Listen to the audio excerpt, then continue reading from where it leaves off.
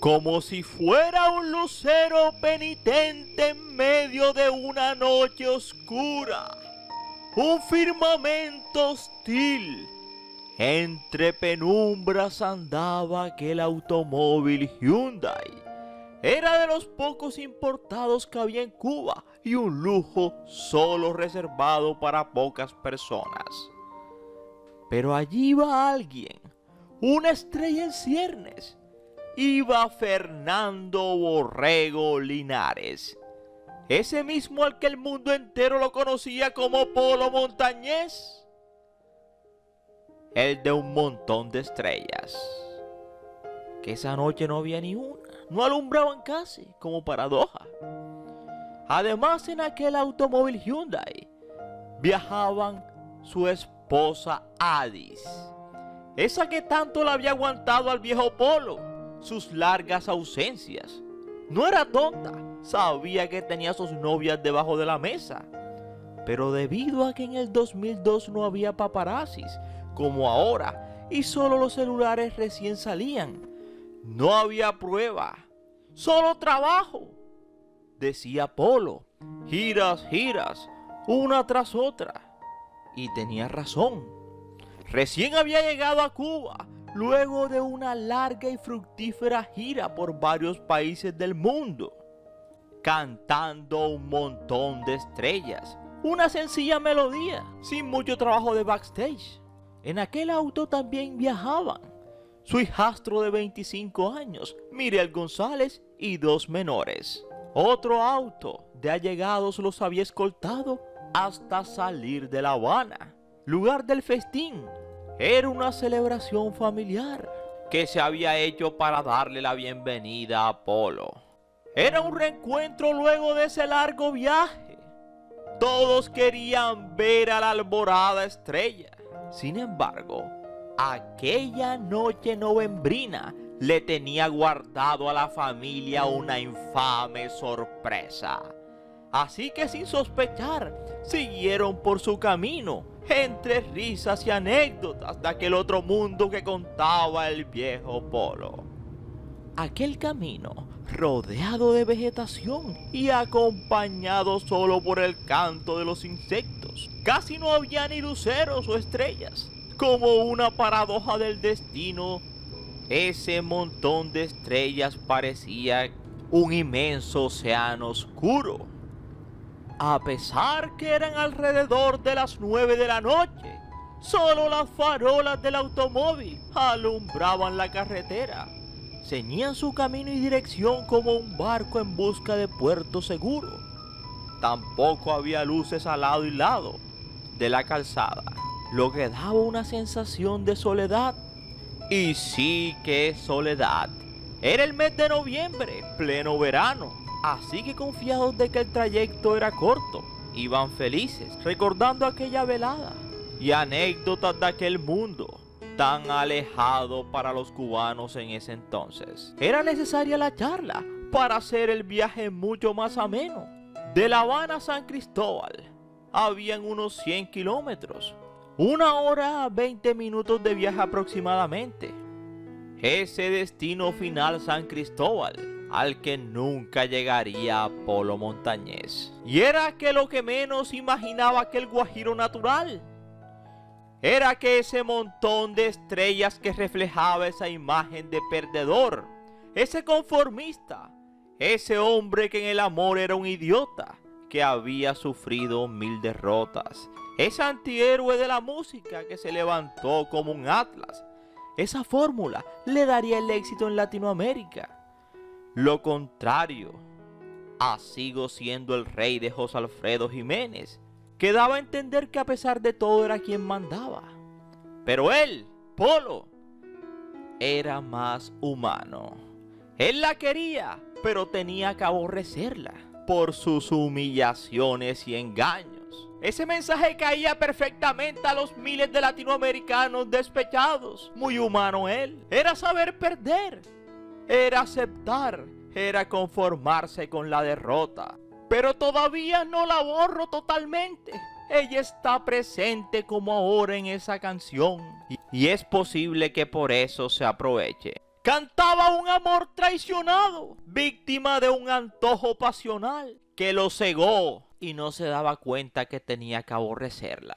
Ese era Apolo, esa alma penando, triste y sola, que reflejaba en sus canciones. Ese precisamente era la fórmula, el secreto para pegar en Latinoamérica. Ese sentimiento de derrota que abarca a muchos tras un amor frustrado, como la humilde y sincera letra de aquella canción, habían hecho famoso a aquel hombre, Apolo Montañés, que en aquel momento contaba con 47 años. Los había cumplido en julio de aquel año, pero que sus cabellos canosos lo hacían ver como un hombre de edad avanzada, un poco mayor. Sumado a ello su mirada apacible, como de anciano resignado, no compaginaba con su edad. Pero no era porque él quisiera fuera así. Quizás se debía a aquellas huellas, aquellas marcas indelebles que había dejado aquella triste infancia y precaria, empobrecida que le tocó vivir. Trabajaba junto a su padre vendiendo carbón para sustentar a su familia. Otras veces era leñador y partía el carbón. Quizá aquel hollín fue la causa de aquella vejez prematura. Pero ya todo eso se había quedado en el pasado. Ya eran otros tiempos. Era comienzos de los 2000, una nueva era. Tiempos mejores, solía decir Polo. Pero cuán alejado estaba de la realidad que le esperaba. Porque en medio de aquella noche aciaga, mientras transitaba por el sector de Caimito, a unos 18 o 20 kilómetros de La Habana, salió un camión y se les atravesó. Como no se veía absolutamente nada, el Hyundai chocó por detrás aquel enorme camión. Así que en una carretera asfaltada y lejos de su natal sierra, aquel leñador perdía la noción debido al insuceso. Sería llevado a un centro asistencial y 6 días después, el 26 de aquel mes de noviembre, partía Apolo Montañés. Aquel campesino, aquel leñador, aquel carbonero autodidacta que nunca fue a una escuela de canto y que aprendió a leer solo y a componer. Así perecía el guajiro natural, de la misma manera que otros artistas habían caído en aquel mismo destino, en una carretera. Así que si quieres saber más, te invito a que te sientes, a que te relajes y que disfrutes del siguiente video. Somos 007 Videos, tu mejor opción, y gracias por preferirnos. Recuerda que cada día somos más y que tú eres nuestra estrella, mis estrellas, y no se les olvide suscribirse, compartir y darle like. Mis estrellas.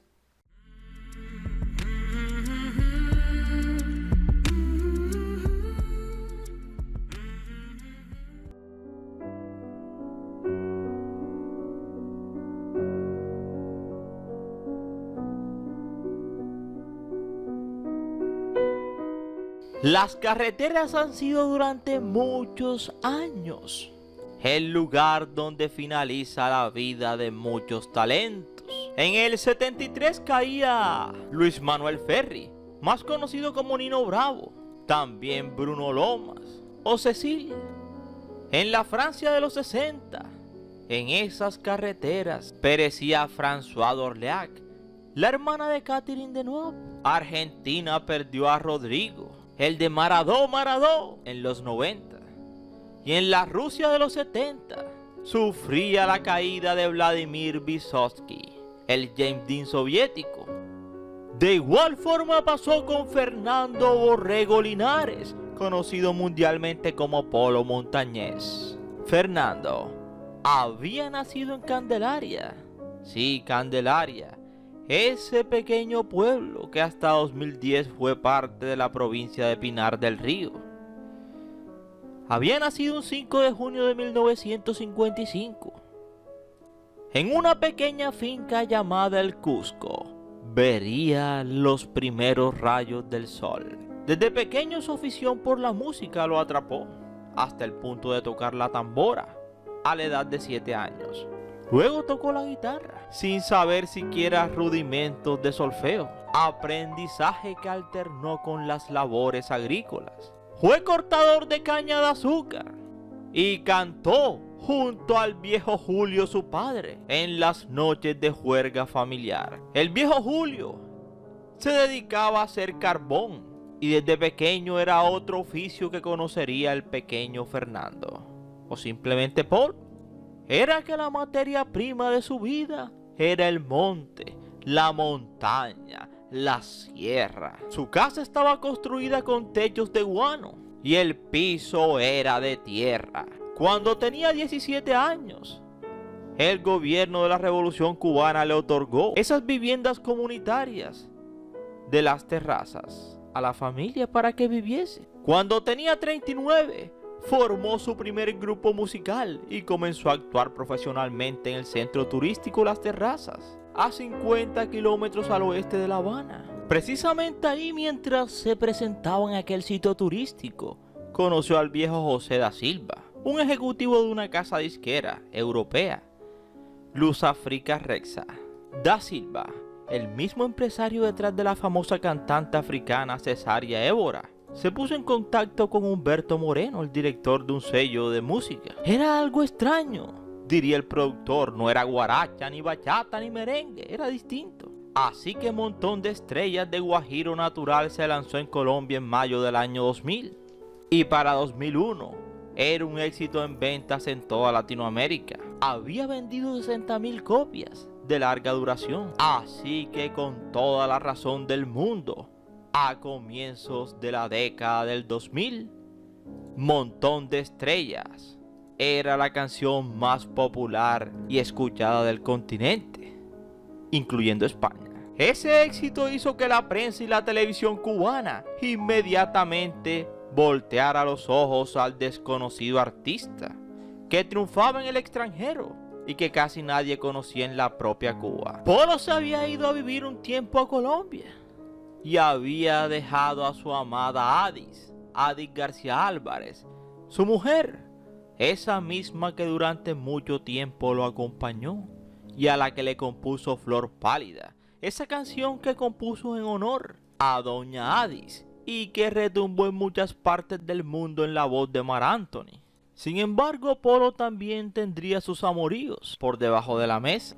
Aquel niño que a los 12 empezaba a componer temas, sin nunca haber pisado un colegio, aprendió a leer y escribir. En los años 2000 incrustaba su nombre en lo más alto con su Montón de Estrellas. Cuentan que no sabía ni leer un pentagrama, pues sus canciones nacían a puro oído y con guitarra en mano. Así que su fama le llegaría a los más de 40 años. Parecido al chavo a Roberto Gómez Bolaños. Entonces empezaba a disfrutar de los frutos de esa fama.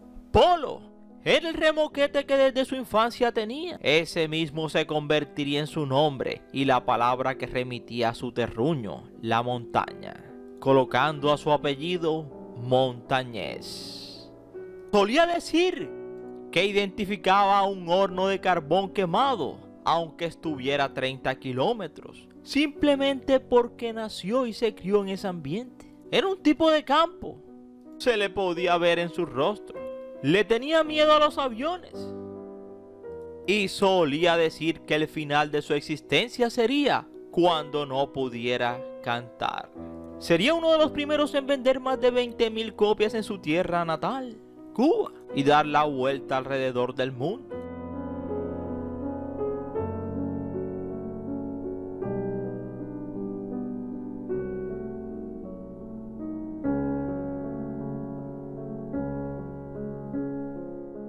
Y como solía decir que cuando no pudiera cantar simplemente era porque era el fin de su existencia. Como si fuese una paradoja. Polo Montañés pasaría sus últimos días internado en un centro asistencial sin poder moverse. Yacía en una camilla. Lo tenían los galenos esperando su recuperación, esa misma que nunca llegó.